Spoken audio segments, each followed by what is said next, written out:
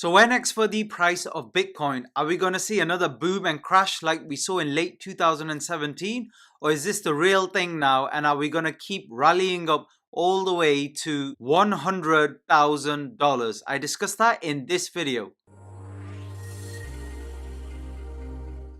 Hello everyone, it's Sajad. I hope you're doing well. So as promised, an update on Bitcoin. So first of all, let's have a look at recent news and also very important, what we've heard from the IMF and Jerome Powell recently when it comes to digital currencies.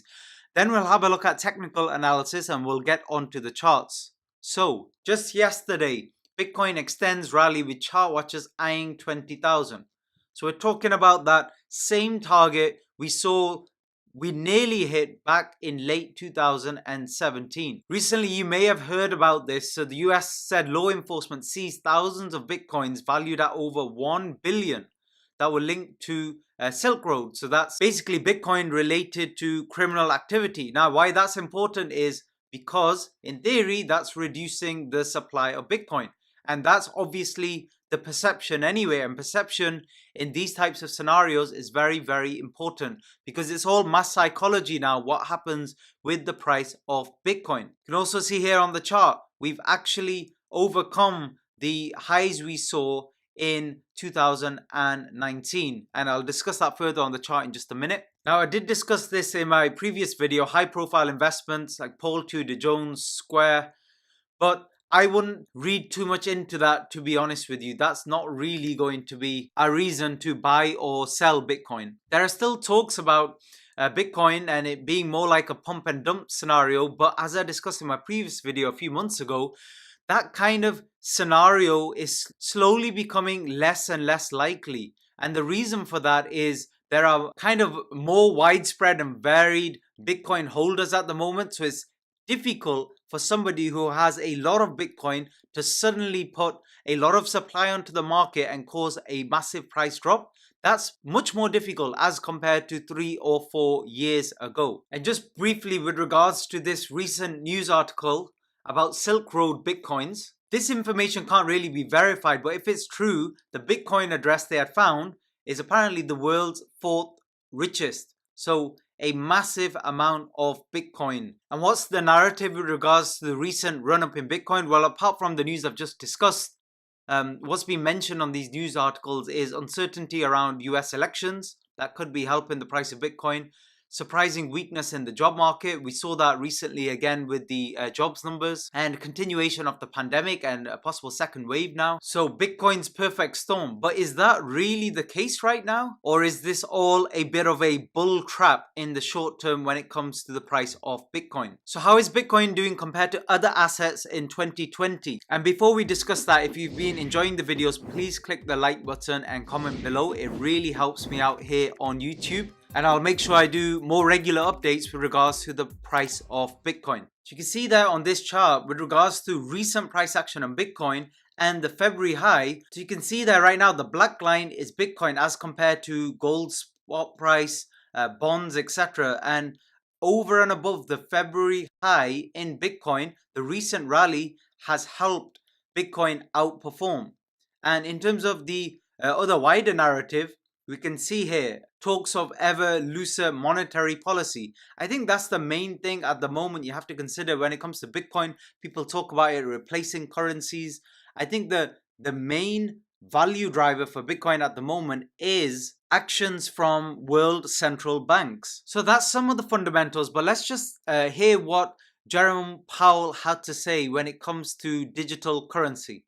I feel that we have an obligation to stay on the forefront of policy and technological innovation and developments as regards payments, cross-border payments, CBDC, all of those things, rather than that I felt anything needed to happen quickly or imminently. In fact, I actually do think this is one of those issues where it's more important for the United States to get it right than it is to be first. So you can see that for cryptocurrency, it's important to note that central banks are making comments about this now along with the IMF. So it's not just pure speculation as a lot of people believed with cryptocurrencies over the past few years. So let's get on to the chart. And in my last update, it was a while ago, we talked about Bitcoin breaking out with a target between $15,000 and $16,000, and we've got there now. But in terms of the actual setup, I talked about a complex sideways correction just under the 10,000 level before a breakout. So what we've seen on the charts at the moment, yes, we've gone above the June 2019 high. So let me just mark that off there. So that was just under the 14,000 level, and I'm just gonna mark the late 2018 low there as well, around the 3,000 level on the price of Bitcoin. Now the big question for me, first of all, is unfortunately this volume profile isn't particularly accurate, but is volume supporting the price up? And you have to say, in terms of recent price action, we've had some clear volume spikes. I don't know if you can see that. Let me just zoom in on the daily chart here. So you can see that very clearly here. We've had some green spikes here in volume on up days. We can also see here strong momentum upwards on the MACD and the RSI. See, RSI is actually in overbought territory, suggesting there may be some pullback. But if you remember recently with silver's mood, things stayed parabolic for a short while before then we saw a deeper correction. And what you're looking for here is some divergence, which we're already beginning to see potentially. So what we might get is a pullback here, or another price high, a short price high again, but a lower reading on the RSI, which means divergence here compared to the price. Now let's have a look at the 4-hourly just to see what's happening there with the RSI and MACD. You see here clearly momentum still high, so we've not had any significant divergence as yet. It's also good as well in an impulse move like this to draw a trend channel around this move like so, and this bottom trend line will be very important. So if we did see any correction, as long as we don't get a break through the bottom trend line, then you have to say the uptrend remains intact. Also on the daily, on the classic MACD, we're well above the zero line, and you have to say here the uptrend is definitely still intact. If you have a look at the exponential moving averages, you can see prices way above the averages. Now what you tend to see is, let's say this is the average,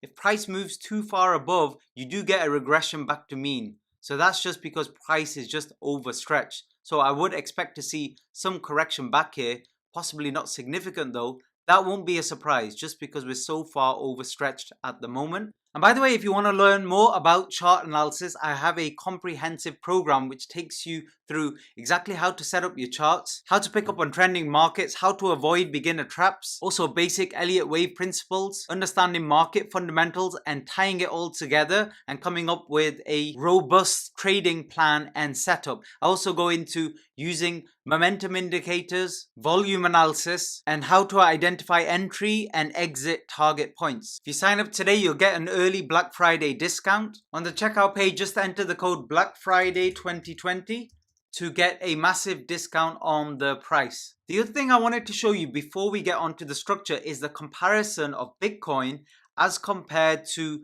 first of all, the S&P 500. So let's do that now. So this is again on a 4-hourly chart, and there's one move here in the S&P 500 which I want to share with you. And you see here where the S&P was moving down in late October. So moving down, we actually saw the opposite in Bitcoin. And this was a bit of a surprise because since the March lows, Bitcoin has tended to trend with the stock market in general, as has gold. But we saw clearly a divergence there, so an uncoupling. This is a chart of the dollar index since the beginning of the year, and you can see the dollar remains very, very low and weak. And this is obviously bullish for Bitcoin, as Bitcoin is generally is priced in US dollars. Now, I don't think that will have much of an impact. So if the dollar, for example, rallied back to, let's say 94 or 95, there will be a small reduction in the price of Bitcoin, but I don't think that would be significant. So back to Bitcoin, the key question for me now is where we are in terms of structure. So let's just zoom out and get onto a weekly chart here. The big question for me is, we've broken above this high now. Is the correction in Bitcoin over? And was it over here at this low we saw in December? In that scenario, we've already begun a rally in Bitcoin and a new bull market. That's not something you can 100% rule out. Or is the other scenario, we're still in ongoing correction, and this is the next wave before a final leg down and then an actual move up. So in that scenario, this rally, which will likely end in the next couple of weeks, is much like the high we saw late 2017. So it's a final parabolic pump, and then Bitcoin will slowly grind back down all the way down to the 3,000 levels. And unfortunately, there's absolutely no way in this structure to know for 100% sure which scenario is playing out. And in terms of both structure, both are still very valid, because here you could describe the move from the March lows as actually a 3-wave move rather than a 5-wave impulse. So that's one way you could look at it. And if that's the case, we could be nearing a short-term top in Bitcoin very soon. If not already, again, it's something we could see in the next couple of weeks. So how will we actually know this? Well, let's get back onto a 4-hourly chart. What I'll be looking for once we get a correction, so let's say we have a little move up and then we start correcting, it's if we get strong impulses down or if we get sideways movement in price. If we get sideways movement, it is gonna start to look more like we're just in a short-term correction before we resume the uptrend.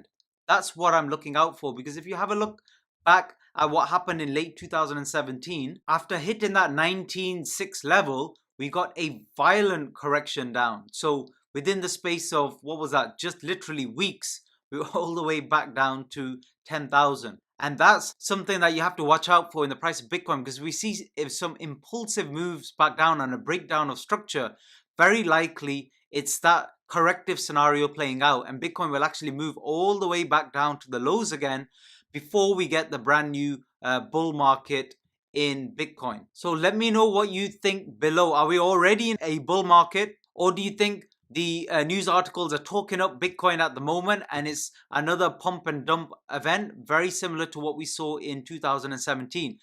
Is the environment perfect right now for a Bitcoin rally, or will we have to wait 6 to 12 months before we actually see that happen? Thanks very much for listening.